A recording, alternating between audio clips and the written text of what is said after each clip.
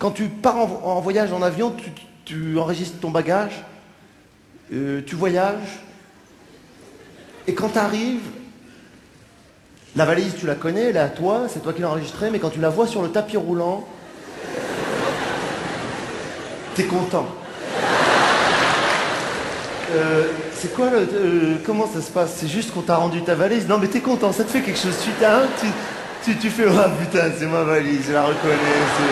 Il y a même des couples, ils ont des techniques, j'ai vu, hein. Il y a un mec qui se met là-bas, il dit à sa femme mets-toi de l'autre côté, comme ça on va baliser le terrain. Mais il n'y a rien à baliser, c'est ta valise, ils vont te la rendre, tu vois. Et de loin ils se font des signes, ils font elle arrive. Il y en a même, ils se font un kiff, ils disent laisse-la tourner. Attends, oh, les filles, qu'est-ce qui se passe avec la Saint-Valentin? J'ai l'impression que ce jour-là, si on n'assure pas, on va perdre tous les miles qu'on a accumulés depuis le début de l'année. C'est quoi ça? Toute l'année, on vous donne, toute l'année, on se donne, on vous aime, et vas-y, et fais-lui ça. Et le jour de la Saint-Valentin, vous êtes comme ça, genre, on va voir s'il va oublier.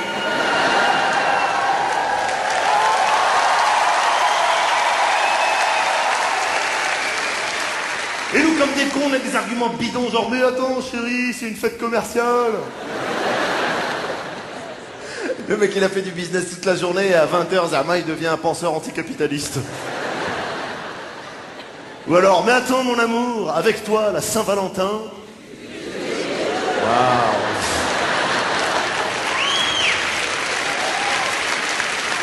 L'enfant d'un riche, il a entendu des phrases que l'enfant d'un pauvre, il n'a pas entendues.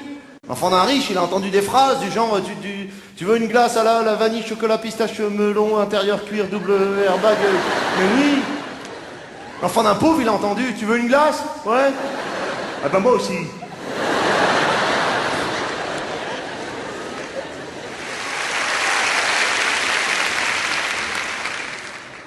On est arrivé pour s'asseoir, le mec nous a tiré la chaise. Mais dans ces restos, non seulement ils te tirent la chaise, mais aussi quand tu fléchis les genoux, ils te la repoussent. J'ai jamais compris ce truc. Ils veulent coïncider exactement le moment où tu vas t'asseoir avec l'atterrissage de... Putain, mais tu crois que je sais pas qu'il faut fléchir pour m'asseoir ou quoi?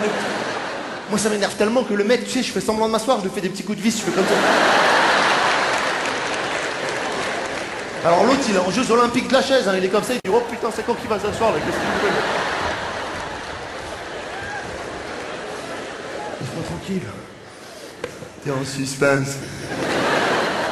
Tu sais pas où ça va tomber.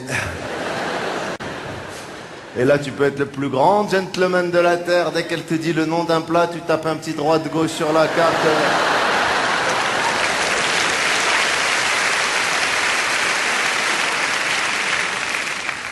Quand le mec te dit ce que tu vas manger dans ces restaurants, je te promets, t'as l'impression qu'il joue dans une pièce de théâtre.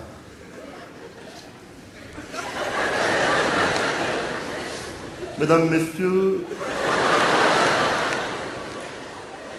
pour vous ce soir, triple salto arrière de pamplemousse sur son coulis de fruits rouges en sac de couchage, tire-boulette et arbalète en ananas et catamaran de coin en config et qui installé délicatement sur sa fine pâte mi-cuite, mi-pute, mi-soumise. Les mecs, ils arrivent avec les cloches comme ça, des spécialistes, hein, des clochards, hein, ils arrivent, vas-y. Ils t'enlèvent ça, tu sais, tous en même temps, hein, c'est une chorégraphie, comme El Wally de la cloche. Hein. Et là, tu découvres une crevette comme ça, petite, hein, toute seule. Tu cherches, tu dis, c'est pas possible, il y a personne avec toi, quoi, t'es comme ça. Même la crevette, elle nous a regardé, elle a dit, je te jure, moi aussi, je trouve c'est abusé. Ah là là. Hier soir, j'ai dit ça, il y a une dame qui m'a dit une de perdue, 10 de retrouvée. Et je me suis rendu compte à quel point ce dicton était débile, tu sais. Qui a inventé ce dicton, une de perdue, 10 de retrouvée? C'est des conneries, une de perdue, un de tout seul. Y a pas... Une de perdue, 10 de retrouvée, c'est des conneries. T'as déjà vu, en bas de chez toi, après une rupture, 10 nanas qui attendent comme ça, là? Vous êtes qui, les filles? Eh ben, les filles du dicton.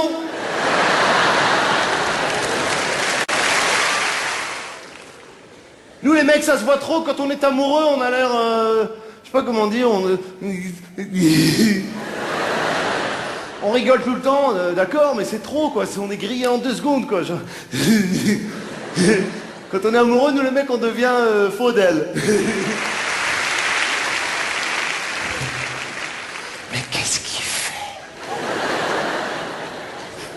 Il est pas français. Il est de Maghrébie.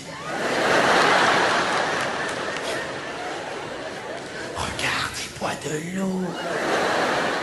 Comme dans l'autre DVD.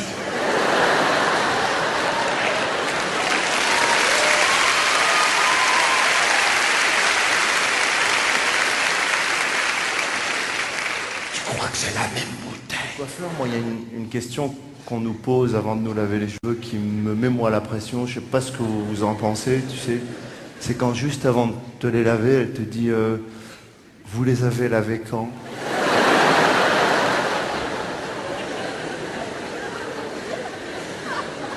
Toi, t'es là, tu sais, t'as envie de lui dire qu'est-ce qu'on a à foutre, de toute façon, tu vas les laver.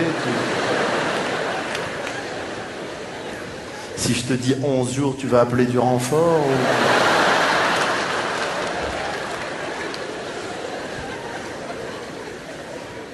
Après, elle te dit... Après, il y a le coiffeur qui arrive et qui dit « Alors, qu'est-ce qu'on fait ?» J'en sais rien, mon frère, fais ton boulot, qu'est-ce que tu veux que je te dise Ou alors, fais-toi un kiff, relave-les. Mais c'est vrai. Ah oui, il y a une autre chose qu'il fait à la fin de la coupe de cheveux, il te dit « Vous voulez voir l'arrière ?» Mais bien sûr, je veux voir, c'est rare qu'on me propose de voir l'arrière de ma tête, montre-moi. Il n'y a que chez le coiffeur on te propose de voir l'arrière de ta tête, sérieux. Il n'y a jamais dans la rue un mec qui va dire « Mon frère, tu veux voir l'arrière de ta tête vite fait, sérieux ?»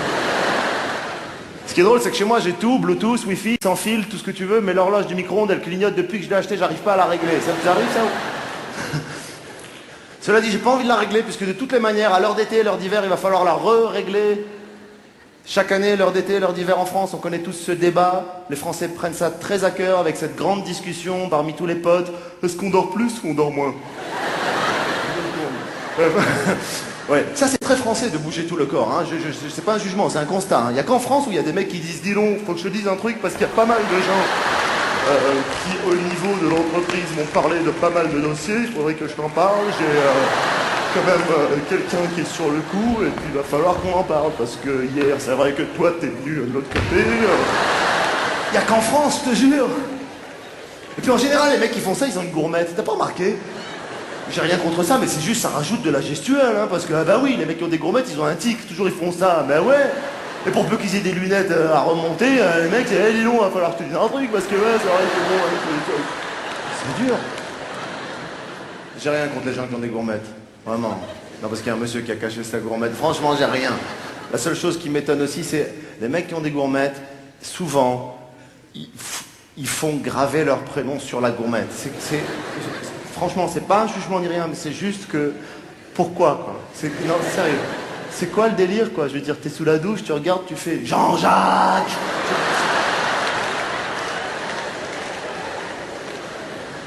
Pareil, il n'y a qu'en France où au milieu d'une phrase, on peut donner un petit coup de sifflet, personne ne te dit rien.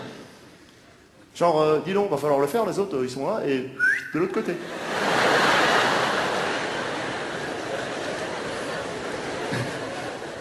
L'autre, il répond, il surenchérit même. Il dit même pas qu'il a... Non, il lui dit, m'en parle pas. Hier, ils étaient carrément... et moi... Et s'il n'est pas content, il va faire un son pour manifester ce mécontentement, un son qui n'existe que dans la langue française. Oh.